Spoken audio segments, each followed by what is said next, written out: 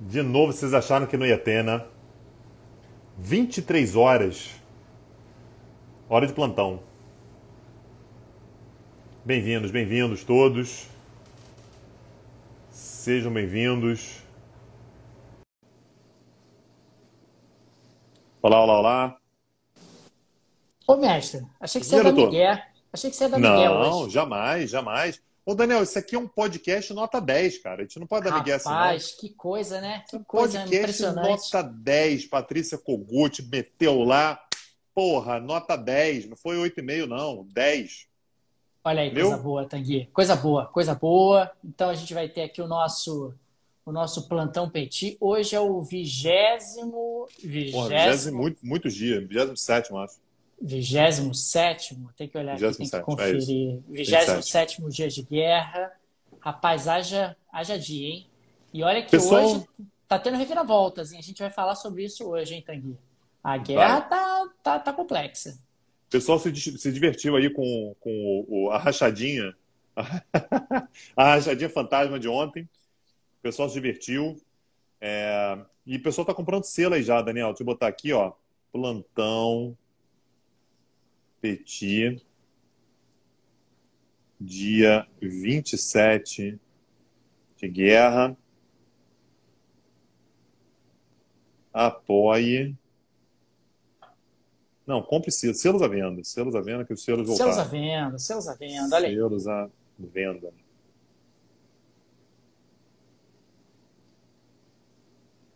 Nada mais não falha, gente, porque até agora a gente estava trabalhando.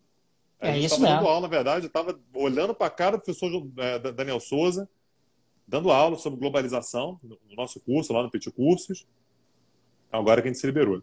Agradecer o Fala. pessoal que está comprando selo aí, Daniel. Silvia Bilac comprou selo.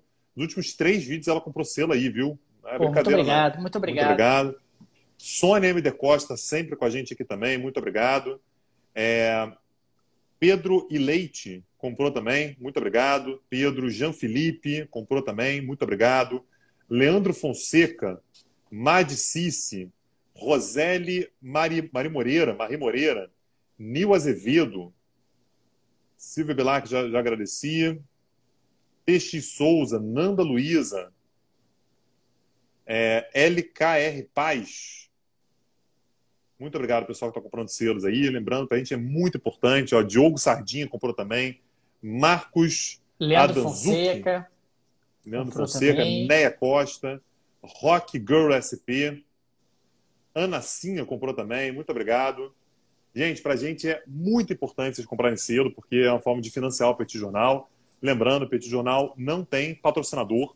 A gente não tem, na verdade, só consegue manter isso aqui com o apoio de vocês. A Viviane Ribeiro, por exemplo, lá de Curitiba, terceiro vídeo seguido que ela compra selo nosso, muito obrigado. Então, assim, um agradecimento de coração para todos vocês. Tem quase 300 pessoas ao vivo, Daniel. Podemos começar, cara? Vamos lá começar aqui o Vamos nosso lá que tá encontro de tarde já. hoje. Tá tarde. Ana E Elisa comprou selo também. pessoal que Vambora. puder pode continuar comprando selos durante a live, que nós agradecemos o apoio ao Petit Jornal. Vamos lá, Tanguy. Lembrando, gente, a gente vai começar agora a gravação e a gente vai parar de falar sobre selo, tá? Não fiquem magoados com a gente fica chateado. Pô, não tá mais falando com a gente e tal. Agora a gente vai parar de falar sobre selo, a gente vai fazer a gravação e depois, quando acabar a gravação, quando a gente der o stop aqui, a gente volta para conversar mais um pouquinho com vocês. Beleza? Maravilha. Então vamos lá. Vamos lá. Olá, gente. Bem-vindos a mais um Plantão Petit, esse encontro que tem ocorrido diariamente entre esse que vos fala, Daniel Souza e Tanguy O Bagdadi, para repercutir um pouco os acontecimentos da guerra entre Rússia e Ucrânia. E hoje, Tanguy, um dia de festa. O Petit Jornal foi laureado com uma nota 10 na coluna da Patrícia Kogut no Jornal o Globo. Fica o nosso enorme agradecimento a ela e a todos vocês que estão ouvindo e prestigiando o Plantão Petit, o podcast do Petit Jornal, ao longo de todos esses dias. Estamos gravando esse episódio na terça-feira, 22 de março, são exatamente 23 horas e 4 minutos. Então fica aqui o registro temporal, que a gente sempre gosta de fazer, para que as pessoas saibam o momento em que esse conteúdo foi produzido e, consequentemente, quais eram as informações disponíveis. E aí, Tanguy, tudo bem? Vamos nessa? Vamos lá, Daniel, vamos lá. Hoje é o 27º dia de guerra, então a gente está chegando perto de um mês aí. Quem diria, né, Daniel, que a gente chegaria perto de um mês de guerra, né? A gente imaginava, eu acho que o Putin também, né, que a guerra seria bem mais curta, bem mais rápida, mas a gente continua tendo novidades. Hoje foi um dia bastante importante, ao contrário dos últimos dias, bastante importante do ponto de vista militar também, Daniel. Praticamente todas as frentes de batalha, como sempre, tá, gente? A gente começa pela parte militar, para depois a gente passar para a parte diplomática, econômica, né, e oligárquica, né, se é que a gente pode colocar assim. Então, hoje foi um dia no qual praticamente todas as frentes de batalha tiveram combates muito intensos. Hoje foi um dia muito violento na guerra. É claro que ao longo de uma guerra, todos os dias são de muita violência, assim, é sempre muito triste acompanhar uma guerra assim, de forma tão cotidiana quanto a gente tem acompanhado aqui, mas ao mesmo tempo é necessário. E hoje foi um dia de particular movimentação do ponto de vista militar. Sobretudo, Daniel, perto de Kiev. A gente vem narrando ao longo dos últimos dias a aproximação que a Rússia vem fazendo à capital ucraniana. Naturalmente, é o grande objetivo da Rússia, tomar Kiev, portanto, é uma certa forma de decapitação, né, do Estado ucraniano. Você toma a capital, você isola as lideranças e tal. Então, isso seria um símbolo muito grande para a Rússia. E a gente vinha narrando aqui que a Rússia ela vinha conseguindo cercar pelo menos a Ucrânia pelo lado leste-oeste. Né? E a gente já citou, inclusive, alguns nomes de subúrbios, né, da cidade de Kiev que estavam ocupados ou com uma proximidade muito grande por parte de tropas russas. Ao longo dos últimos dias, somente o sul, de fato, de Kiev estava relativamente liberado e, mesmo assim, com dificuldade para que suprimentos chegassem finalmente à capital ucraniana.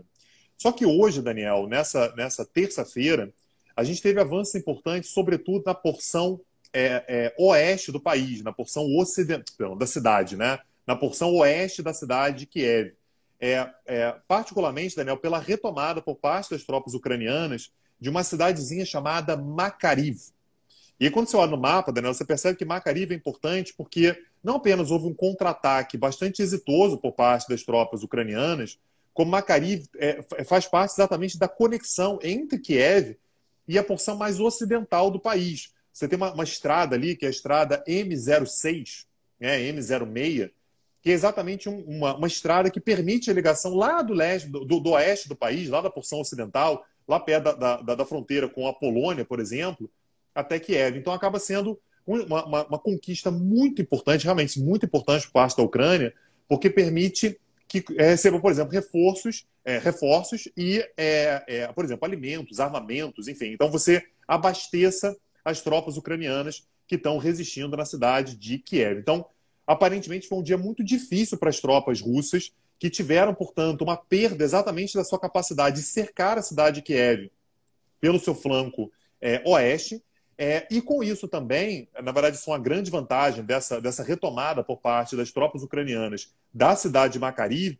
Existe a possibilidade de, ao longo dos próximos dias, determinadas tropas russas ficarem isoladas, ficarem ilhadas. Se as tropas ucranianas conseguirem dar a volta por trás das forças russas, que é um movimento que foi se desenhando ao longo do dia de hoje, é possível que uma quantidade razoável, significativa de soldados russos e equipamentos russos fiquem ilhados ali perto da cidade de Kiev. Então, uma mudança estratégica muito, muito importante. A gente já vem falando isso aqui há alguns dias, a Rússia vem conseguindo determinados avanços importantes, é verdade, no sul do país, mas o norte do país, que é exatamente onde ficam as cidades de Kiev e Kharkiv, que são as duas cidades mais importantes, estão muito difíceis. Então, isso foi mais um revés, na verdade, um revés agora que não é somente de não conseguir avançar, mas que é de perder territórios, perdendo, portanto, uma cidade estratégica, que é a cidade de Makariv.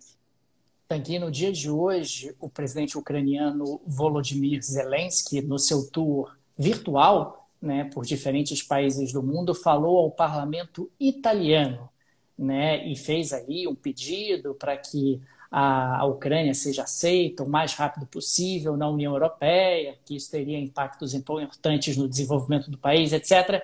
E a Itália declarou que apoia a entrada da Ucrânia na União Europeia. Me pareceu ali um apoio um pouco protocolar, mas de qualquer forma é um apoio e vai se avolumando ali o desejo por parte da Europa, particularmente da Europa Ocidental, de ter a Ucrânia no futuro, depois de um processo, depois de todos os trâmites cumpridos, a Ucrânia aderindo à União Europeia. A ver, né? Claro, depende muito do que vai acontecer no conflito, no final desse conflito entre Rússia e Ucrânia. Mais uma vez mais, é o Volodymyr Zelensky tentando manter viva ali a Ucrânia no que diz respeito ao seu sonho de integrar a Europa, mais especificamente a União Europeia. No dia de hoje também, o ministro das Finanças alemão falou no parlamento alemão e disse que a Ucrânia vai precisar de um plano Marshall ao final da guerra, um plano Marshall para que ela seja reconstruída. Mais ou menos no seguinte sentido, preparemos os bolsos, porque a Ucrânia vai precisar da nossa ajuda,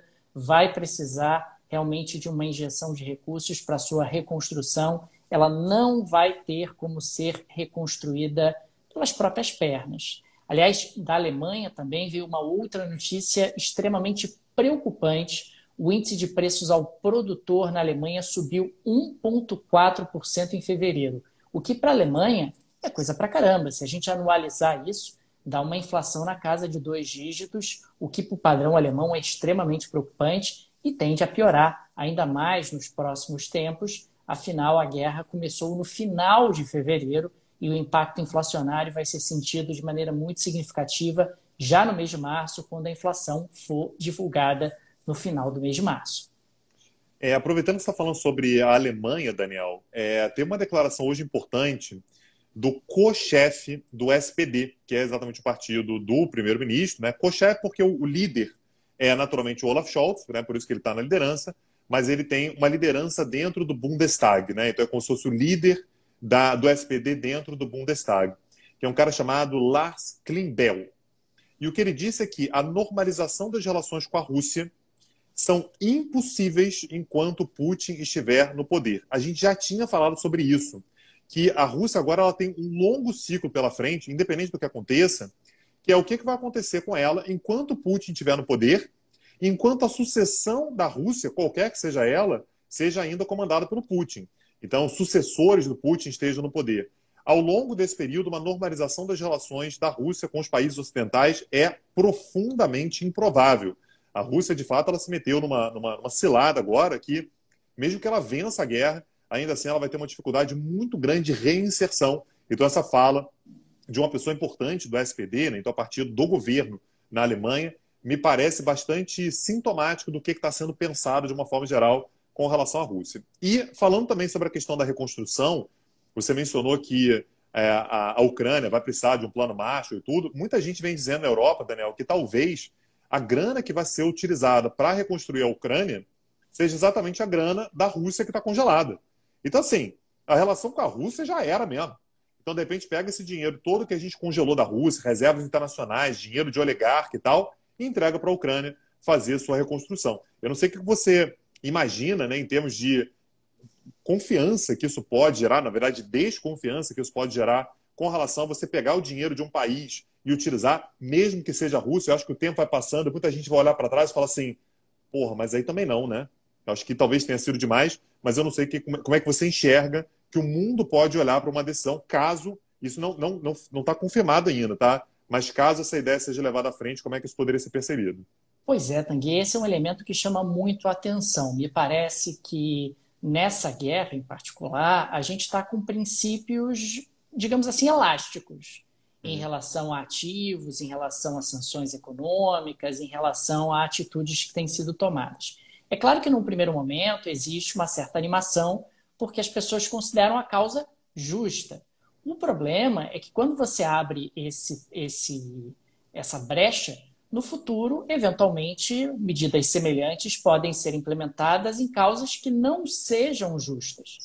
Portanto, quando você fala em confiscar todos os ativos do Estado russo, de oligarcas russos, e depois transferir isso para uma nação soberana como a Ucrânia, você precisaria de um arcabouço jurídico muito alongado para justificar isso, né? Claro que se você pensar no final da Segunda Guerra Mundial, onde você teve ali os tribunais de Nuremberg, ali existia todo um arcabouço jurídico com legitimidade para justificar uma ação dessa magnitude. Mas no final da guerra entre Rússia e Ucrânia, será que a gente vai ter um arcabouço do mesmo tamanho? Pessoalmente, acho que não. E, aliás, você vai ter uma tendência a um questionamento por parte da China, você vai ter, eventualmente, até um questionamento por parte da Índia, por parte do Brasil, por parte de nações emergentes, e isso pode gerar um ruído em termos internacionais no que diz respeito ao rule of law, que diz respeito à legalidade de medidas dessa natureza. De novo, num primeiro momento pode parecer extremamente animador, porque a gente reconhece uma certa legitimidade e uma certa justiça em movimentações dessa natureza, mas o grande problema é o precedente que isso abre para o futuro, né, Tanguy? Não, e daqui a pouco, Daniel, assim, eu tenho certeza que vai bater a onda, assim, caramba, que será que a gente faz agora? No momento em que você tiver um governo anti-Putin na Rússia, por exemplo, que eventualmente pode acontecer. Aparece um cara lá, super liberal, pró-União Europeia, que quer conversar com todo mundo. Então eu falo assim, gente, é o seguinte, e aquela grana? Aquela grana não era do Putin, aquela grana era do Estado russo. E, assim, não tem nada a ver com o que o Putin fez e tal, esse dinheiro foi todo para a Ucrânia, mas e a minha grana? É a grana da Rússia, cadê? Então isso certamente vai ser um elemento que vai dar pano para manga, mais uma vez. Isso aqui é o que é uma tese que vem sendo criada, que de repente essa grana pode ser usada para a Ucrânia, mas o fato é que nós temos um buraco na conta. Muito dinheiro vai ter que ser utilizado para reconstruir a Ucrânia e tem que ver de onde que vem. Pode vir do bolso de Estados Unidos, União Europeia, China, né, se ela quiser contribuir, ou pode vir dessa grana da Rússia, que está sendo congelada nesse momento. Daniel, enveredando para algumas questões diplomáticas que eu acho importantes, a primeira delas, uma declaração do Biden, né? A gente falou que ele vai embarcar para a União Europeia amanhã, lembrando, a gente está gravando esse episódio aqui na terça-feira à noite, numa live no Instagram. Então, aliás, amanhã, vai embarcar com a quarta-feira. promessa de que novas sanções serão anunciadas Isso. quando ele estiver por lá, né? Isso. E em cima disso, o que ele disse é que o Putin está desesperado. E que com esse desespero, ele acha que a qualquer momento o Putin pode lançar mão de armas químicas. Tá? Então, a ficar de olho. Isso também é uma forma ali de adiantar. Ó, se você estiver pensando em usar armas químicas, só para você saber que eu estou de olho e tal. Então, é uma forma de pressão prévia. E a gente já sabe, Daniel, que alguns países têm alguns perfis, né, que tem perfil. Então, o que eles vão falar todo dia? Então, por exemplo, eu vou te dar uma chance de você adivinhar o que o Zelensky falou hoje, Daniel. Tenta aí, vai lá. Ele falou da necessidade de ter um bloqueio aéreo no Isso, espaço ucraniano e isso. falou do rompimento total de relações econômicas com a Rússia dos diferentes países. E mais do que isso, ele falou que quer negociar diretamente com Putin. Ah, é verdade, Mais tem uma vez. isso também. Tem isso também. Todo dia a gente fala isso. Putin, se você é homem, vem falar comigo. Esse é o Isso. discurso que o Putin, que o Zelensky fala para o Putin todos os dias, né? Exatamente. Lista de compras, né? Então, são as coisas que ele sempre fala, todos os dias. E hoje ele trouxe, na verdade, uma novidade. Não é exatamente uma novidade, assim, porque ele já falou em outros momentos, mas hoje ele foi um pouco mais enfático. Ele disse que está disposto a dialogar acerca da possibilidade de abrir mão das regiões de Luhansk, Donetsk e Crimeia. Crimeia Eita, anexada. isso é um movimento importante. Pois é. Crimeia anexada pela Rússia lá em 2014. Luhansk e Donetsk ocupadas, portanto, por grupos separatistas pró-Rússia. O que ele disse não é que está disposto a abrir mão, mas esse tema pode estar na pauta, pode estar na mesa. A gente pode colocar isso na mesa, a gente pode falar sobre isso. E que aceita discutir também a possibilidade, também ele já tinha falado algumas vezes, da Ucrânia se tornar um Estado neutro. Ele já se mostrou muito desiludido alguns dias atrás, né, dizendo que, olha, já entendi que a OTAN não vai aceitar a Ucrânia, que vocês amarelam, vocês têm medo do Putin, então a gente não vai entrar mesmo. De repente eu coloco isso na mesa de negociação lá com o Putin para a gente ver o que pode ser feito. Mas, Putin, pelo amor de Deus, responda o meu WhatsApp. Te mandei mensagem, você não lê, você não abre, você não ouve meus áudios. Fala comigo para a gente tentar resolver isso. Então, mais uma vez, ele colocou isso na pauta. O que ele disse apenas é que qualquer acordo tem que ter um referendo. Então, também é um backup para ele, né, Daniel? Ele faz um acordo que ele diz, ó, eu vou ver o que a população acha. Se o povo Óbvio, negar, né, não posso fazer nada, né? Óbvio, né, Daniel? Que imagina a população ucraniana hoje, a disposição que ela tem para aceitar um acordo com Putin. Pode ser que daqui a pouco aceite, por cansaço da guerra e tal. Hoje, não há disposição nenhuma. Então, essa acaba sendo uma cartada que o Zelensky utiliza também. Quer dizer, olha, eu fechei o acordo contigo aqui, vou consultar a população. Se ela disser sim, se ela disser não, aí é com ela. Tanguy, hoje a Rússia ela abandonou as negociações de paz com o Japão. Negociações de paz da queda do Muro de Berlim? Negociações de paz dos anos 60? Não, negociações do final da Segunda Guerra Mundial. Formalmente, a Rússia e o Japão ainda se encontravam em negociações de paz ao fim da Segunda Guerra Mundial. E hoje a Rússia saiu dessas negociações. É um gesto diplomático muito forte, que você está quase beirando o rompimento, né, de relações diplomáticas. Embora você tenha esse elemento de pressão, do outro lado ali da fronteira, ou melhor, do outro lado do mar, você tem o Japão sendo muito pressionado a abandonar aquele projeto de gás natural liquefeito, o projeto Sakhalin-2. A gente já falou sobre esse projeto hoje, e o governo japonês jogou muito limpo. Falou, olha, gente, tem o seguinte, se a gente abandonar esse projeto, o gás vai custar 15 bilhões de dólares a mais por ano ao Japão. Vocês estão dispostos a pagar 15 bilhões a mais de dólares por ano por conta desse rompimento com esse projeto de gás natural liquefeito? Porque esse projeto tem como acionista majoritário a Gazprom. Então, o governo japonês tem mostrado uma certa resistência a fazer essa movimentação e a abandonar esse projeto. Então, existe a tensão diplomática, existe ali o distanciamento do ponto de vista do diálogo, mas do ponto de vista econômico, no que diz respeito especificamente ao gás, Rússia e Japão continuam com o seu relacionamento de pé, pelo menos por enquanto. Hoje também chamou muito a atenção a declaração do presidente do Conselho de Estado chinês, né, o Lin Keqiang, que falou que o governo chinês está disposto a fazer uma política monetária um pouco mais forte para impulsionar a economia chinesa, os efeitos desse momento absolutamente adverso que a economia está vivendo.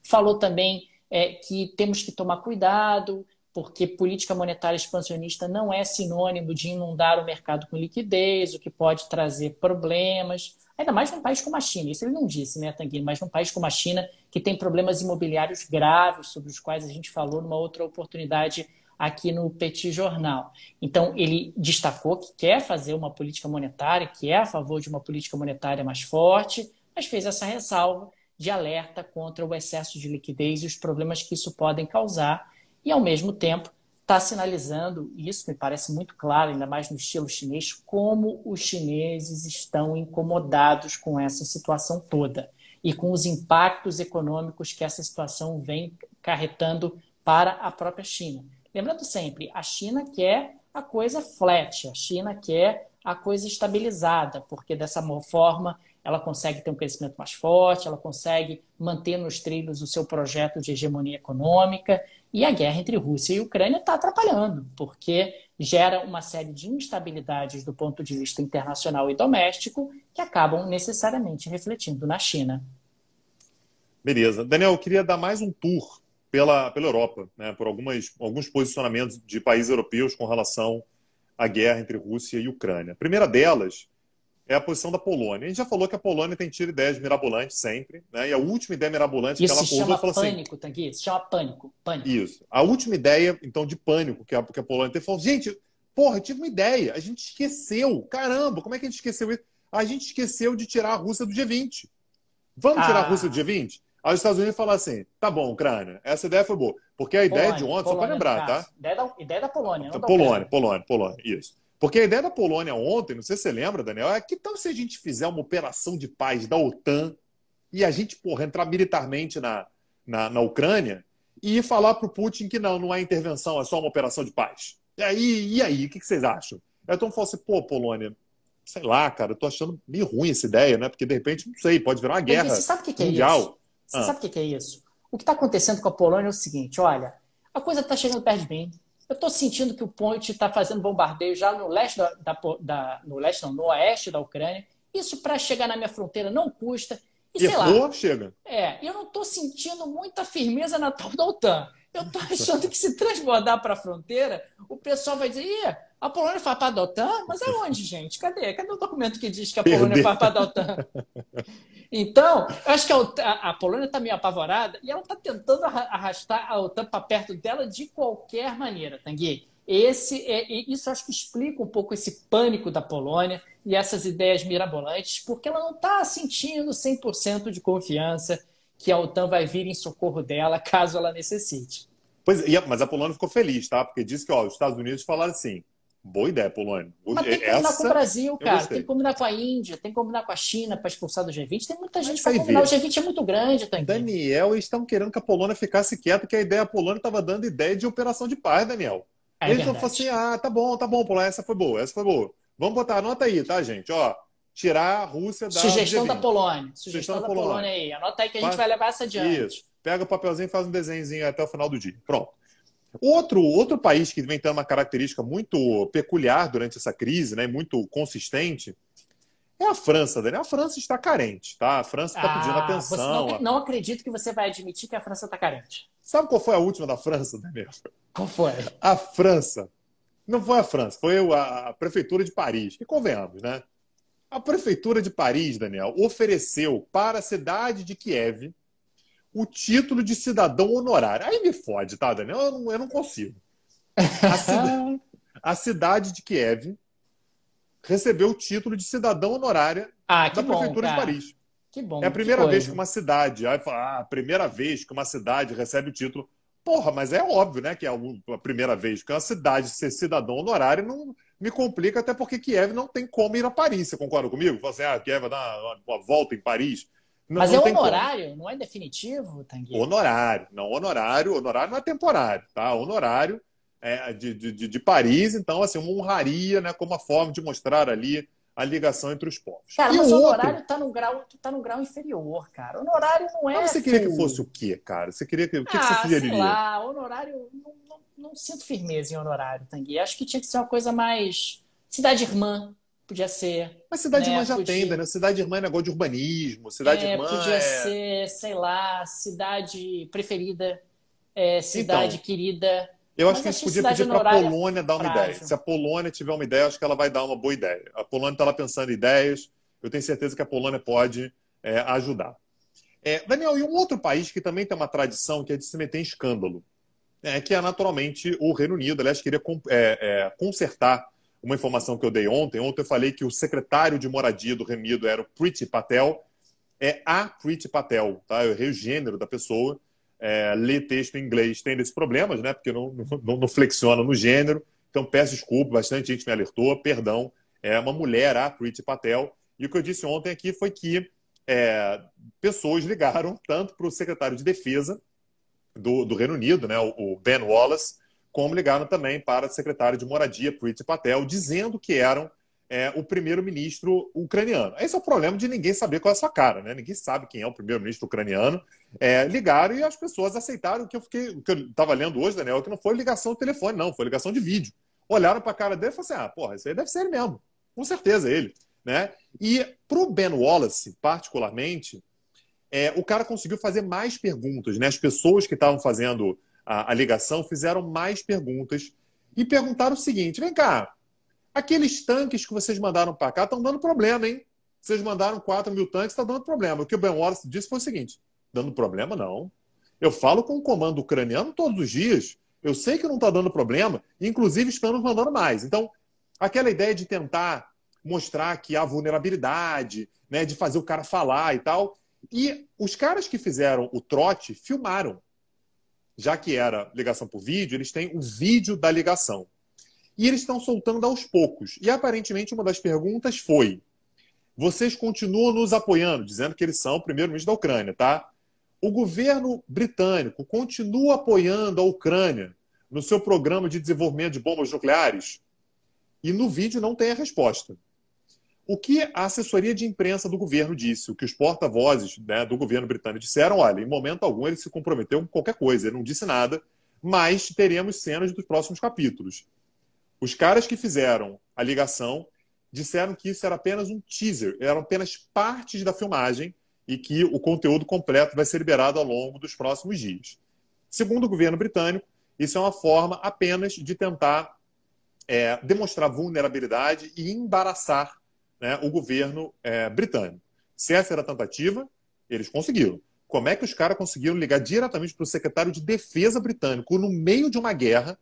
O cara se deixa filmar, ninguém sabe se o cara é realmente o primeiro-ministro da Ucrânia ou se não é, e aparentemente os dois caras que fizeram a ligação são dois profissionais, são caras que são conhecidos exatamente por fazer esse tipo de trote dois caras que, né, que tem o nome artístico de Vovan e Lexus. Tá? Então eles estão tirando onda por aí, aparentemente ligados ao Kremlin. Tem um vídeo do Ben Wallace se enrolando todo lá nas respostas e ao longo dos próximos dias, portanto, a gente vai saber o que mais que ele falou, né? O que mais, até onde mais que ele foi. É possível que não tenha falado nada demais, mas só o fato do cara ter se exposto dessa maneira já é uma vergonha horrorosa, né? Pois é, Tanguy. E uma outra notícia que eu queria registrar aqui, na OMC, na Organização Mundial do Comércio, as regras, a negociação, na realidade, para regras para o comércio digital e fluxos de dados estão suspensas. E existe aí o crescente temor de fragmentação da internet com a guerra entre Rússia e Ucrânia.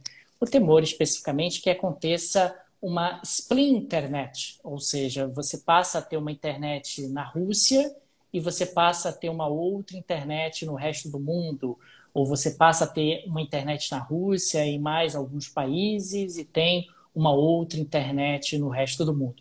Isso seria, sem dúvida alguma, algo muito impactante. Imagina só você não conseguir mais acessar sites na Rússia ou não conseguir se relacionar com os russos de maneira mais direta através de meios digitais.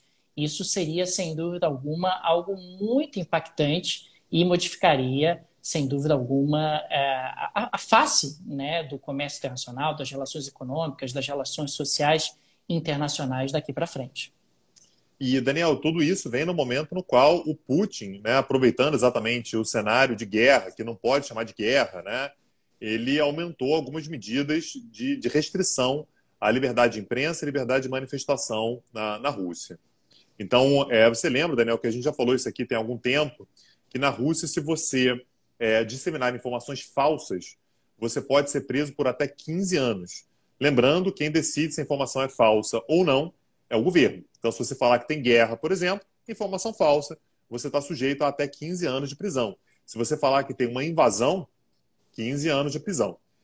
E agora, Daniel, mais uma lei foi baixada, determinando que qualquer tipo de protesto ou movimentação suspeita perto de prédios públicos da Rússia passará a ser considerado crime. Já não é mais assim, são pessoas protestando, aí vai mandar a polícia, vai tentar afastar, vai tentar conter e tal. A partir de agora é considerado crime, então a pessoa pode ser presa caso ela se manifeste perto de algum prédio público da Rússia. E ao mesmo tempo, Daniel, outro recado foi dado também para a oposição, para a dissidência, porque o Alexei Navalny, talvez você lembre dele, foi aquele cara que era um grande crítico do Putin, saiu do país, voltou, aquele foi envenenado quando tomou chá, está preso, foi condenado a 9 anos de prisão. Então o recado aqui é muito claro, tá? Você pegar o Navalny e falar assim, gente, só para vocês lembrarem, o Navalny é conhecido, todo mundo sabe quem é, ele tem um monte de ligação aí na Alemanha, a galera conhece ele nos Estados Unidos, e para mim, dane-se. Tenta imaginar se você é um Zé Ninguém e tenta fazer alguma coisa com o governo, tenta protestar contra o governo, alguma coisa assim, se ele vai ser preso a 9 anos, tá? Imagina você. Tá? Então, o recado do Putin nesse sentido é bastante cristalino, ele é bastante didático quando ele quer mostrar o que pode fazer e o que não pode fazer. Ô, Tanguy, vamos para o nosso quadro? Tem quadro hoje? Claro que tem. Imagina se não Tá tem. Maravilha. Aliás, começaram a pipocar sites na internet aí monitorando assuntos para o nosso quadro. Estou recebendo várias pessoas aí. Eu acho isso plágio. Eu também acho. Enfim, solta a vinheta aí. Tanguy, hoje vamos falar um pouco mais de Abramovich. O Solaris, que é um super iate do Abramovich, está atracado num balneário de Bodrum, que fica na Turquia, ali de cara para o Mediterrâneo, mar ensolarada, na Turquia asiática. Lembrando que a Turquia não está sancionando os oligarcas russos. E começam a crescer as informações de que seu Erdogan está namorando os oligarcas russos, está dizendo, venham para cá, aqui vocês vão ter a vida gostosa, a vida tranquila, temos comida boa, temos sol, e vocês podem, inclusive, nem estar tão longe assim da Rússia, olha coisa boa. Nem está tão longe, tem só um Mar Negro de distância. O ventinho do Mar Negro é o mesmo. O ventinho do Mar Negro é o mesmo. Então existe aí esse clima de que, olha, sei lá, hein, o jato dele já pousou em Ankara, não tem muitos dias, ou agora o super iate está lá em Bodrum. Existe aí, Tanguy, algo estranho no ar. E o Petit Jornal segue aqui nesse monitoramento e dando nome aos bois, mostrando o que está acontecendo nessa questão dos oligarcas russos. E um outro ponto importante, o Vladimir Potanin, que é o homem mais rico da Rússia, Tanguy, ele não está sancionado em lugar nenhum. O oligarca dos oligarcas não está sancionado em lugar nenhum. Ele que é brother do Putin, brother, irmão, joga hockey, né, com o Putin em outras épocas. Agora eles já não têm mais esse mesmo vigor, digamos assim. Mas o fato é que ele tem uma fortuna de 30 bilhões de dólares, que diminuiu agora com a guerra para algo em torno de 25. Meu Deus. E ele é o acionista. Coitado, cara. Pois é, e ele é acionista majoritário e também o CEO da Nornickel. A Nornickel é a maior produtora de níquel refinado do mundo. Eu tenho certeza que ele conseguiu ser um grande produtor de níquel através de um contrato absolutamente transparente, lá nos anos 1990. Deve ter sido uma licitação, abriram lá uma licitação transparente. Vários bacana, competiram. Vários competindo e ele ganhou. E desde então ele tem aí a Nornickel, que é a maior produtora de níquel refinado do mundo. Ô, Daniel, mas deixa eu te explicar por que ele não foi sancionado ainda. Eu tenho informações sobre isso. Tem que sair notícia sobre gente sendo sancionada, gente perdendo os bens, todos os dias, porque esse que alimenta a imprensa global, entendi. esse que alimenta o Petit Jornal também. Tem que fatiar, aí se você já pega o grandão, aí qual vai ser a pauta amanhã? Então a gente ainda está na editoria Abramovich ainda está rendendo e tal. Aí mês que vem, quando pegar o Bodrum não, como é que é o nome do camarada? O cara que tem barquinho lá em Bodrum, como é que é o nome dele? É o Abramovich. Não, mas você falou que é o maior, o cara do níquel aí. O cara do níquel não é o cara do barquinho em Bodrum. O cara do níquel é o Vladimir Potanin. Potanin, exatamente. Quando você pegar o Potanin, é um mês falando de Potanin, porque vai sancionar isso, vai sancionar aquilo, vai pegar a casa do cara, vai pegar o carro dele. Aí, porra, a fortuna dele vai diminuir de 25 bilhões para só 20. O cara vai começar na mendicância e tal, entendeu? Então eles estão precisando dar uma alongada nessa pauta aí. Essa é a minha explicação de por que não pegaram o cara ainda. Entendi, Tanguy. Ótima explicação. Com essa explicação, nos resta apenas agradecer aos apoiadores do Petit Jornal que nos apoiam, que mantêm esse projeto de pé. Estamos aqui numa live no Instagram às 23 horas e 37 minutos, graças a você que é apoiador, que é apoiadora do Petit Jornal. Se você gosta do nosso projeto e ainda não é apoiador, fica lá o convite para você ir lá no site do podcast, petitjornal.com.br, e escolher ali uma das alternativas para se tornar um apoiador, uma apoiadora do Petit Jornal. E lembrando que a gente só fez esse episódio aqui mais tarde, né? Se você está prestando atenção na hora, né? São 23 horas e 37 minutos, é porque agora há pouquinho a gente estava dando uma aula do Petit Cursos. Então a gente está dando um curso nesse momento chamado Dinheiro no Século XXI. A gente acabou de dar uma aula, portanto, sobre a globalização e a forma pela qual isso mexe com a nossa percepção acerca do dinheiro e da economia. E você pode se tornar um aluno do nosso projeto Petit Curso acessando o site petitcursos.com.br. Lembrando que acessando, se tornando aluno do Petit Curso, você tem acesso, portanto, aos cursos que estão rolando agora, com as aulas ao vivo, sempre às terças-feiras, 21 horas, e a todos os cursos que já foram oferecidos pelo Petit Jornal no passado. É muito curso, dá para maratonar, dá para ver de novo, dá para anotar. Aí você gostou de um tema, tem mais temas que se ligam com aquele tema. Então acessa lá, www.petitcursos.com.br. É modelo de streaming, Daniel. É mamata das boas. Então você acessa lá, torna-se aluno do Petit Jornal e vem com a gente toda terça-feira, 21 horas, tem aula. Não é isso, Daniel? É isso, gente. No mais, obrigado a todos, um abraço e até a próxima. Valeu, tchau, tchau. Pronto. Isso aí. Coisa boa, coisa boa. Maravilha. Tem dia que a gente está meio que tentando sobreviver na pauta, né, Daniel? Tem, porque, cara, tem dia que bate o cansaço, meu amigo. E no final a gente já tá, cara, trocando Lé com Cré, já tá trocando as palavras, os conceitos. Mas estamos aqui, isso que importa. Isso aí. O que importa, porque tem dias que é mais difícil. Isso aí. Pessoal, muita gente comprou selo durante a live. Queria agradecer muito de coração vocês estarem aqui por quase meia-noite. A galera está aqui assistindo a gente. O Lazare Souza faz até sala para as pessoas, né? Pô, agradece a participação e tal. Muito obrigado, É Lazare muito Souza. legal, muito legal. Relações públicas, né, das lives aqui do Petit Jornal. Prazerzaço estar aqui. Zidane está passando aqui no meu pé nesse momento. Tô perguntando cadê o Zidane. Está passando aqui no meu pé nesse momento.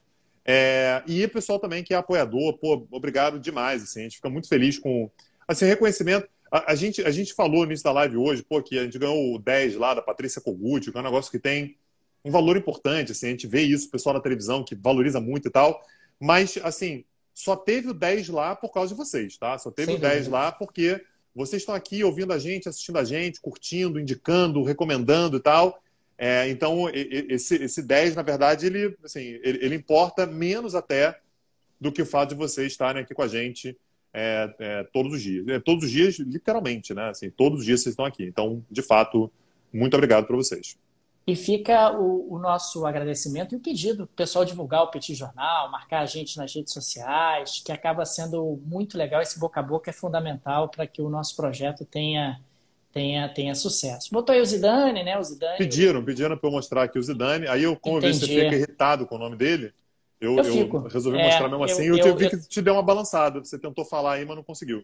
Porque eu tô olhando aqui, olho para você, dou de cara com o Zidane. Aí o que eu penso? Lembro de 98, lembro de Saint-Denis, 2006.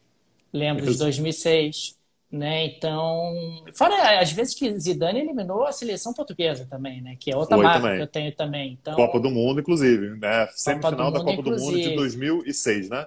Foi esse gol de pênalti dele. Depois dessa, acho que me resta encerrar a noite, agradecer a todos que compraram selos, né, Tanguy? Isso aí. E um abraço, gente. Valeu, gente. Tchau, tchau. Boa noite. Tchau, tchau.